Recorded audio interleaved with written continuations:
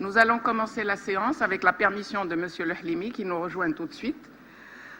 Donc je ne ferai pas de propos liminaires. Par contre, je ferai deux très brèves remarques préliminaires, simplement pour rappeler l'évidence, si vous le permettez.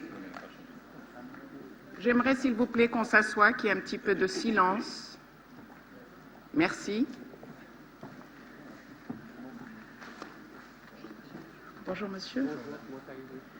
Deux petites remarques préliminaires. D'abord, pour rappeler l'évidence, à savoir que le développement durable, ce concept magique, a considérablement évolué depuis sa définition par la commission Brundtland en 1987 et qu'à l'évidence, il s'est enrichi par certaines dimensions, mais qu'il n'est à l'abri ni de dérives, ni de récupération, ni d'instrumentalisation, et je souhaite qu'on garde cela à l'esprit.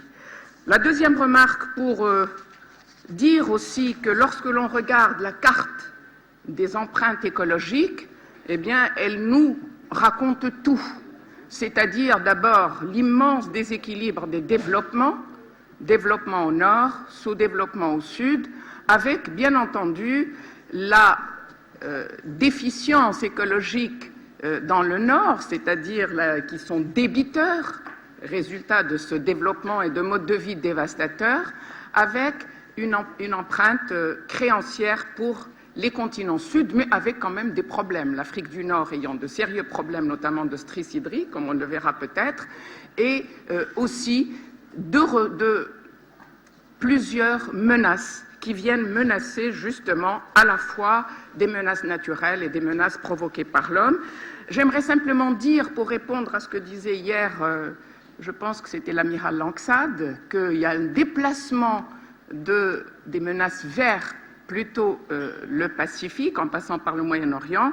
Eh bien, j'aimerais simplement dire qu'hélas, avec les provisions qu'ouvre la Convention sur le droit de la mer, l'on voit déjà se dessiner des convoitises sur ce qu'un lapsus a appelé hier la terre atlantique, puisque les revendications sur le plano continental risquent aussi d'être des sources de conflits, peut-être au Malouine, comme on risque de le voir. Il y a déjà plus de 40 revendications qui ont été déposées dans ce domaine. Donc, sans attendre, je souhaiterais donner, pour éclairer cette problématique, nous avons d'immenses talents, plusieurs intervenants, 7.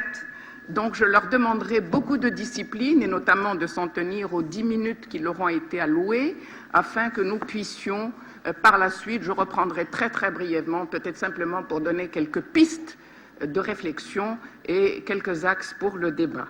Donc, sans tarder, je souhaiterais donner la parole à M. Mohamed Aït Qadi, qui est président du Conseil du développement agricole au Maroc. Vous avez son CV sur votre liste. Il est membre de plusieurs institutions prestigieuses et qui va nous entretenir sur l'interrogation suivante: soif de l'eau, faim de terre, comment nourrir le monde? J'espère qu'il nous dira aussi comment s'organiser dans cet espace atlantique. Monsieur Aït Qadi, la parole est à vous.